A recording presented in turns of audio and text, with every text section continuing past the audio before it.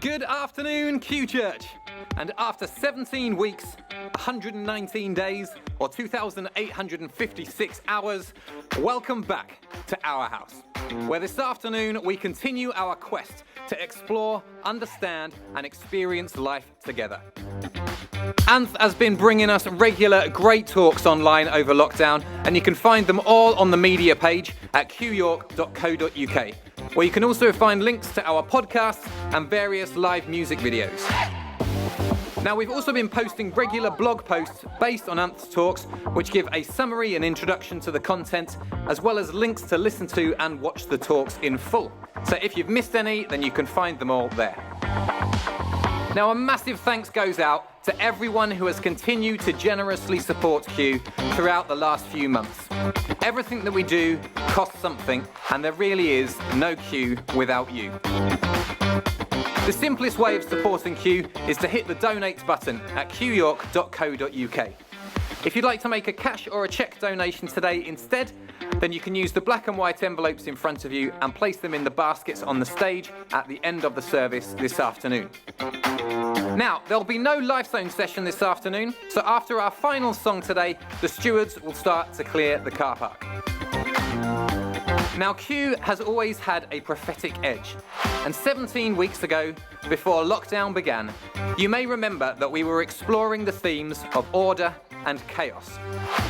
Unaware of the chaos of COVID that was about to disrupt our lives, and the death of George Floyd that would spark worldwide conversations on race relations, we had a program planned that now seems more appropriate than ever. So, if you're all sitting comfortably, beware, as we set off on a quest for catalytic chaos.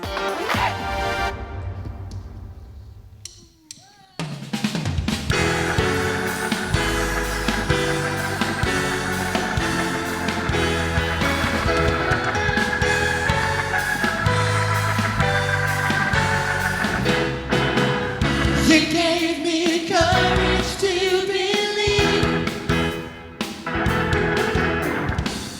that all your goodness I will see.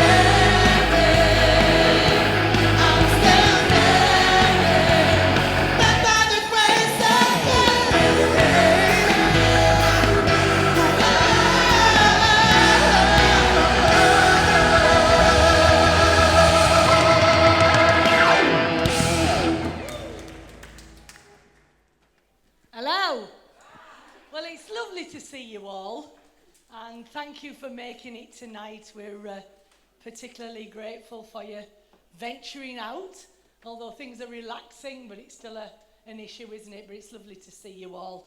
I think that clip gives us a lovely taste of what we felt for the last 3 months, a whole bunch of chaos that was sort of poured out on us without any sort of warning, even though, as far as we were concerned, you know, like Danny said in the introduction, we'd already been talking about chaos and what it was.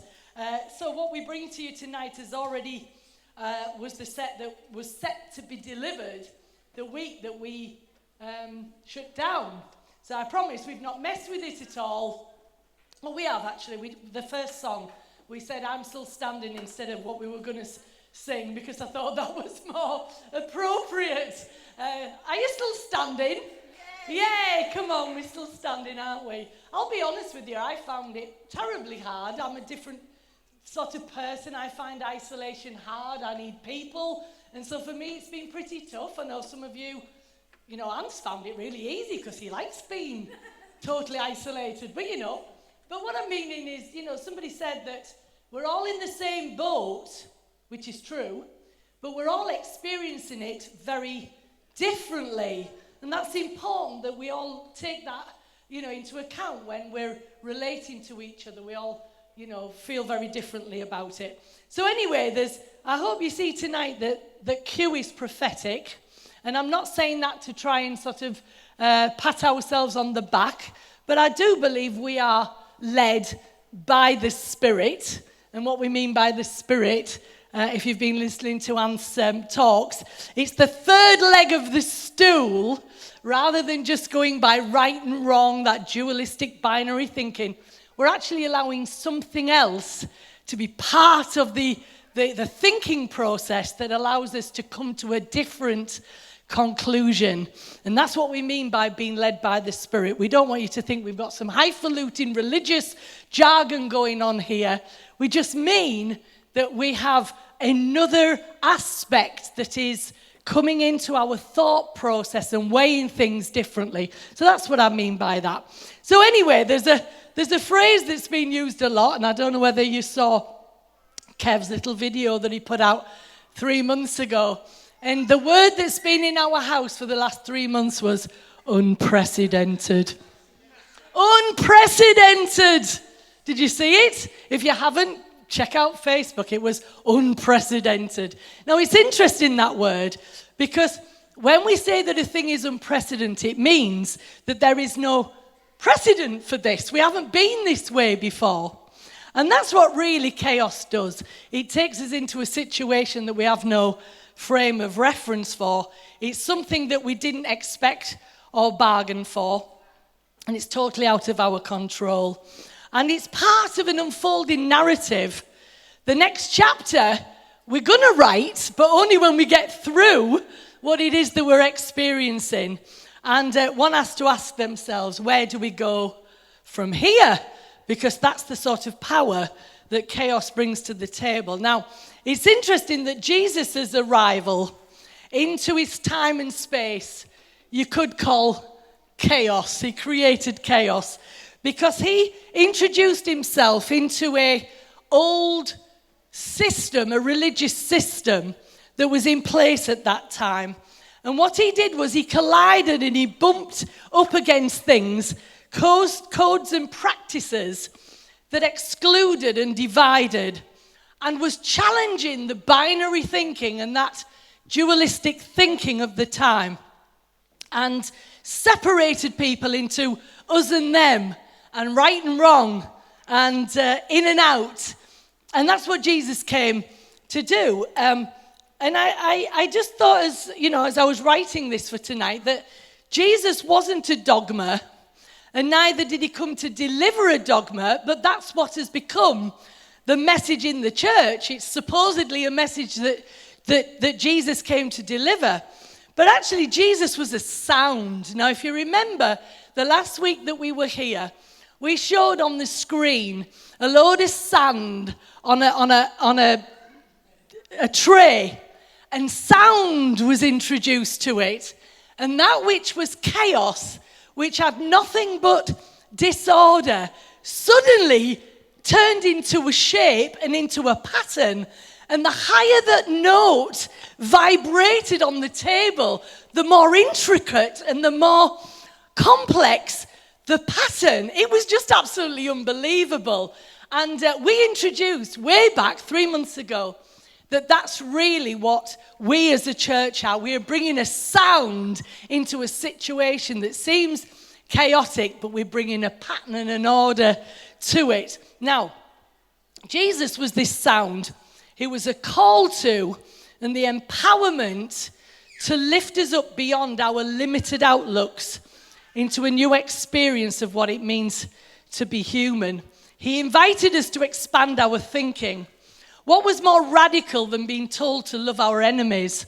He was asking us to live looking through a bigger lens, to go from me to us, from self-centeredness to other-centeredness. And of course, he was killed for that. Ego loves binary thinking. It loves labels. It loves categories. It likes to say, I am this. I am not that. And in our self-righteousness, it will always put us on the good side at the expense of others. So don't be fooled at what ego does to the human nature. But you see, growth is about ego dying so that we can really live. And often we grow in these times of chaos because we are forced to slow down. Now, how many of you have slowed down this last few months? Some haven't had the opportunity to do that. You've been working at a great pace, but others of us have slowed down. And in that slowing down period, it's like there's a curved ball that disrupts us and it throws us new terms and conditions, and it asks some questions that we haven't had to deal with before. Suddenly everything is up in the air, and the solid ground on which we once stood suddenly isn't so solid anymore. It's not so comfortable, is it? So Jesus spoke in parables, and that's why here we use stories to try and get over our message. And tonight we'll use the film, The 100-Foot Journey, to take you on a journey. And if you haven't seen the film, then I recommend you go home and you watch it all, because we've taken a couple of bits, but I promise you, we haven't done it justice, because the whole thing is just filled with wonderful lessons. So let me just give you a bit of background, because I don't want you to miss it because you haven't had some sort of background to it. The Kadam family are the chaos that arrives from India and disrupts a quiet village in southern France. They open up a restaurant, the Maison Mumbai, directly across the road from a Michelin star eatery, Le Sol Pleureux, in direct competition. Now, Madame Mallory is the uptight proprietor, steeped in her ways, and doesn't take too kindly to this intrusion. And equally, Mr. Kadam is very vocal about the superiority of Indian food compared to the French's meagerly portions and bland sauces. He wants people to experience something new. If only they'd try it, they would love it, he insists. There is an immediate clash of cultures. Smells too strong, lights too bright, music too loud.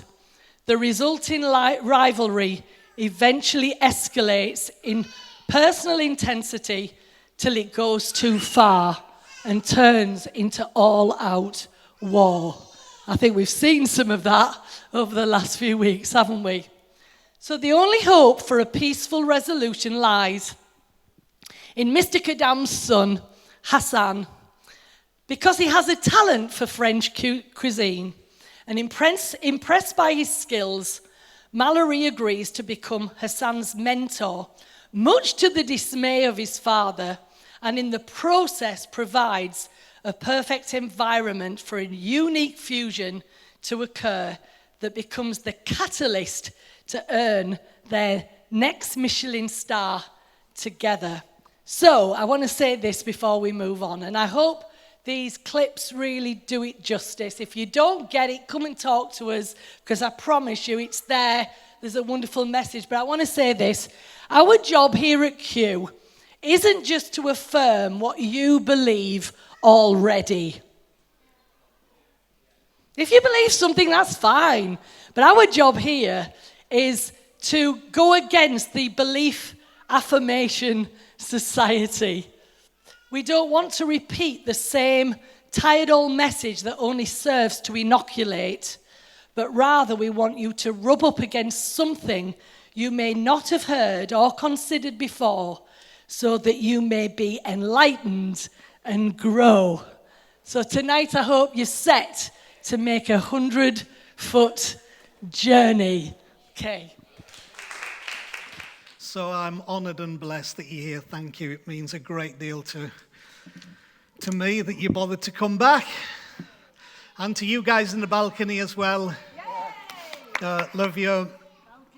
Ethan, Margaret, and Liz and Dave. I think I can't see you for the lights now.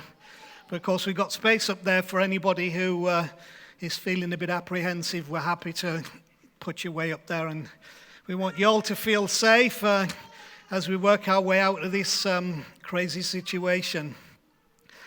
As Chris said, it's not an attempt to validate in a wrong way what it is that we bring to you, but it is a very real and necessary fact that I believe we are led by Spirit. And let me just give you a little example. How many of you know who Cookie Monster is?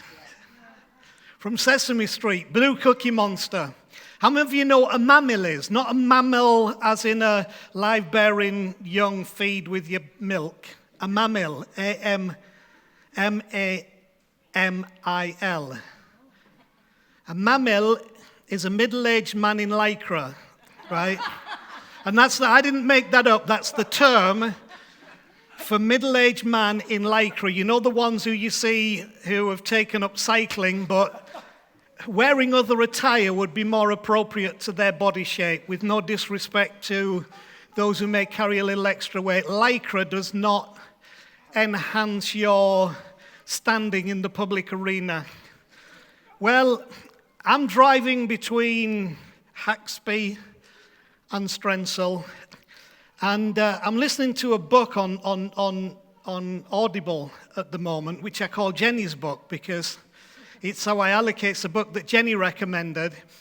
And as I'm listening to the book, I pull up behind a mammal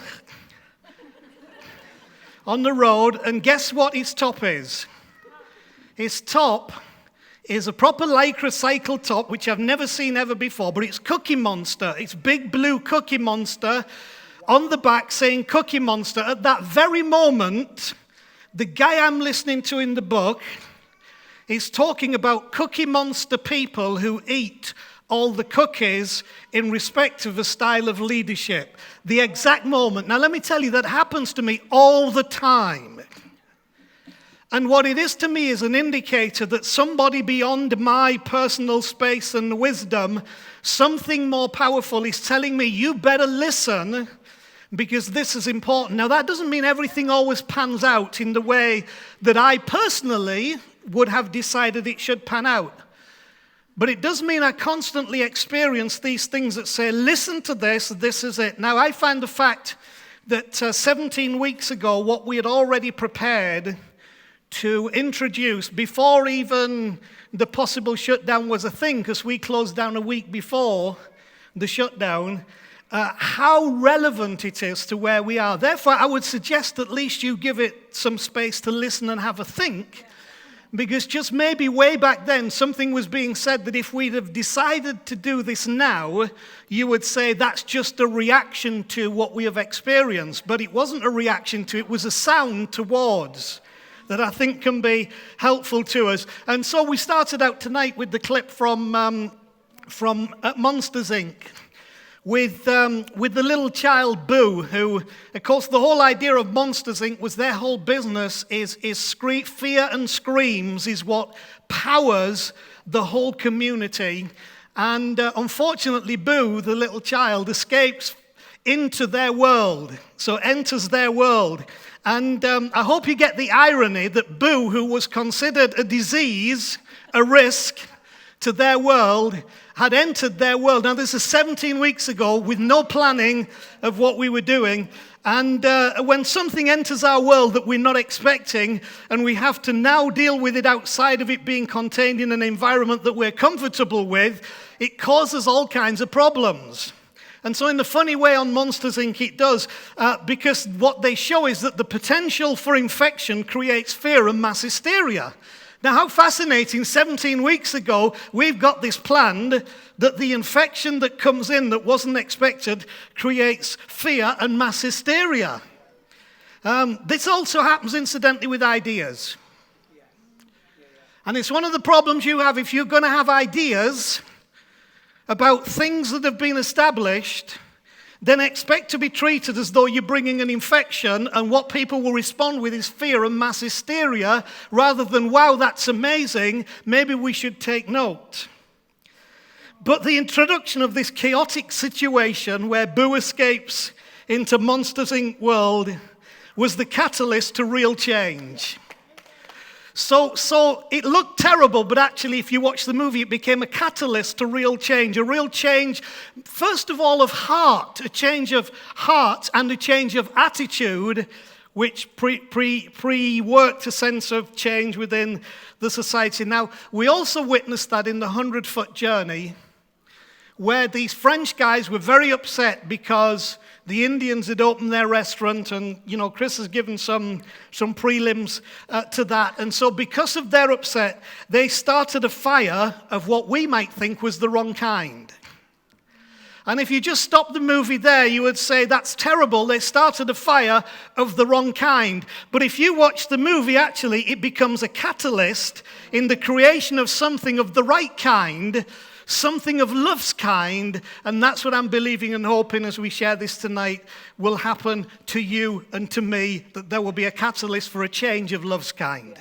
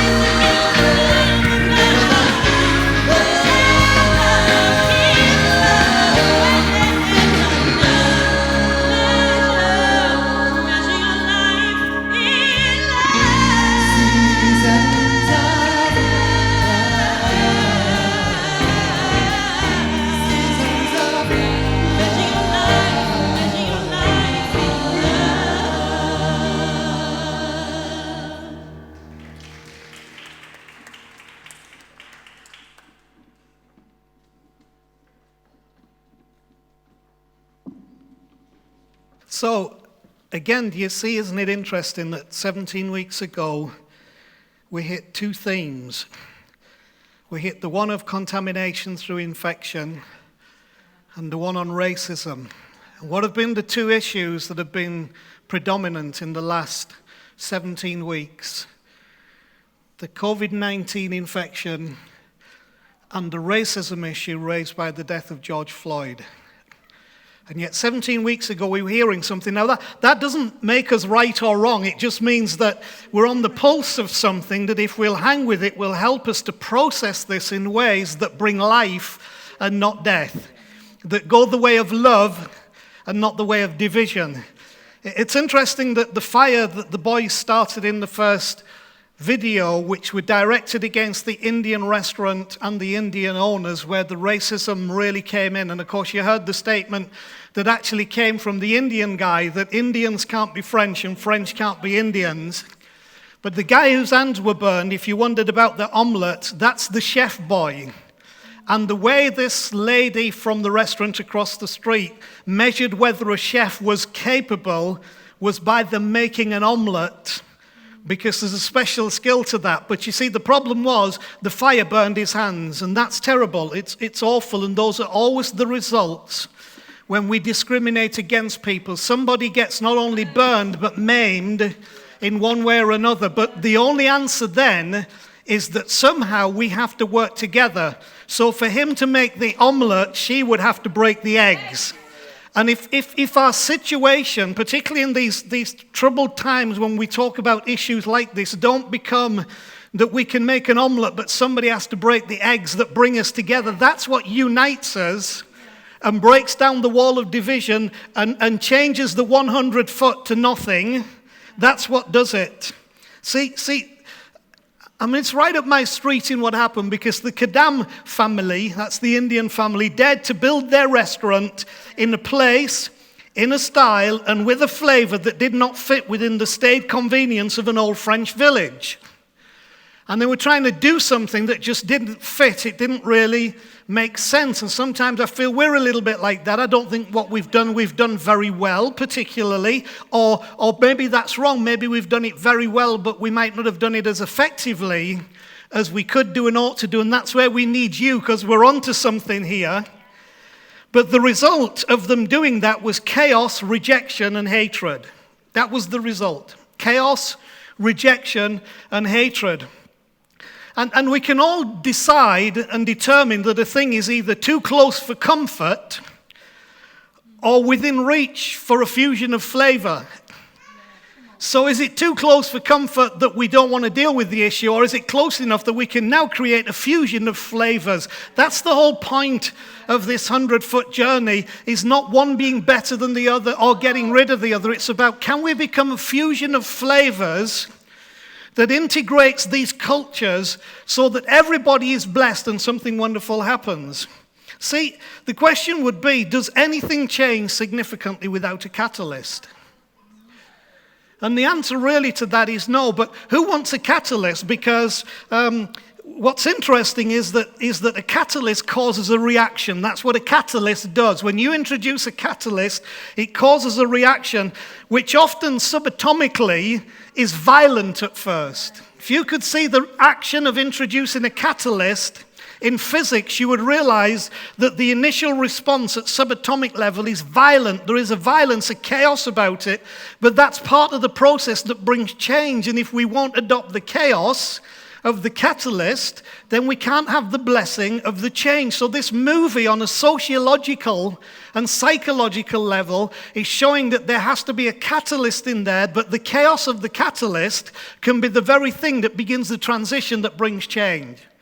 I hope that what we've experienced over the last 17 weeks, whether it be in reference to how communities respond and what we think about fear, and whether it's about race and discrimination and hatred, I hope we've learned something that allows that catalyst to bring a change and say, this is not too close for comfort, this is within reach for a fusion of flavors. And so it's so interesting to me that we should have chosen a movie that's built around difference and race and tradition and entitlement. It's all in there. And self-righteous superiority displayed by both sides. If there's one thing that the Bible goes after in the Gospels, it's self-righteousness. Jesus had a lot of room for unrighteousness, or what we would see was unrighteousness. People just getting it wrong in life, making some wrong decisions, making some choices. When I say wrong, I don't mean that separate you from God. I mean things that separate us from our own fruitful journey. But one thing he came against all the time was self-righteousness. And self-righteousness will occur in any side of any division that is created, and we are called by the Spirit of Christ to work against that. That's why Jesus said, love your enemies. That's why he said, bless those who curse you. Right? It was the antithesis to empirical thinking, which all empirical thinking does. One empire breaks down another empire to create their own empire, and nobody solved any problems. We just kept the empire problem. But I believe Jesus had the key there. See, the catalyst was chaos.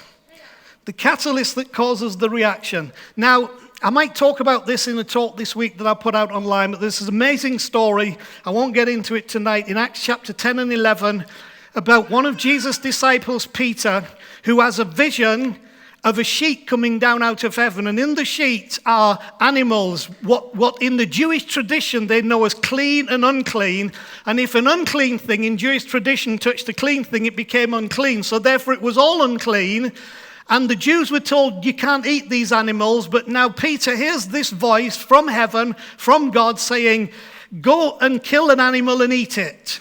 What it was a challenge to his tradition, his set belief system, his immovable dogmas that said, I can't do that, and the self-righteousness that says, I've never done that, and I would never do that. But he was instructed to do something that would break a cycle that was ultimately divisive and destructive, and to have the bravery to actually do it, because it became about everything that God sees is clean. And when we come into that space of cleanness and love, we are better placed to bring wholeness and healing. I might talk about that, like I say, in the middle of the week, because Peter was still too interested in preserving a tradition rather than provoking a change, and we don't want to be in that space. The idea was not the eradication in this film of either restaurant. It wasn't, could the Indians put one over on the French, or the French put one over on the Indians? Because who wins when that happens? Nobody. The idea was not the eradication of either restaurant and flavor, because flavor comes into this, but the loving fusion of the two. That's the objective. The problem is, I believe, though, that there are still too many of you, and I don't say that lightly, that want to preserve the integrity of your own restaurant menu. And we've all got to give it up. See, if we don't fully get this, that we have been dealing with tonight, we are going nowhere. And society's going nowhere. We just replicate the same problems with the different players. So we get rid of the French restaurant so the Indian restaurant can thrive, or we get rid of the Indian restaurant so the French restaurant can thrive. And who's won what? Because next week when the Caribbean restaurant comes in, or the Italian restaurant, we have the same problem. You see, it's about a loving fusion. That's what we're about as Q, a loving fusion of the flavors and tastes and menus. See, if we don't fully get this, we're going nowhere, and there will always be, bubbling under the surface, a resentment and a 100-foot journey that was never made. But if we can make it, it just might be the beginnings of something very, very special. So I love the bit where Madame Mallory says, when she's talking about your pitiful, he says, you put these pitiful little squash bits of garlic. And she says, that is called subtlety of flavor. To which Papa Kadam replies, it's called meanness of spirit. If you have spice, use it. Don't sprinkle it in. And we have to make a decision as to sometimes when we're trying to preserve something, what is a meanness of spirit? rather than a subtlety of flavor. And maybe it's time that you and I and all of us have got to get a hold of what it is that we're trying to do, and we've got to use it. Right? We've got to use it. Don't just sprinkle it in. We've got to use it, but it needs all of us to do that. We need bold and radical decisions to accomplish our goal. So what is that 100-foot journey that you need to make? What has come up in this? Where's your 100-foot journey? What stands in your way that needs to be removed in order to make that journey? Well, our final clip from this movie shows what one short journey can do if we're willing to make it. But it may as well be 1,000 miles if we won't love past our dogmas. Remember, can I please make you an omelette? But I may need you to crack the eggs. That's what it looks like when love gets past the dogma. And what they create, his omelette is the best omelette she's ever tasted, because some of the spice of what he is goes in there. And we have the fusion of Indian and French, and the outcome is amazing. And if you watch it, the outcome is that they get another Michelin star. I want us to be a Michelin star church.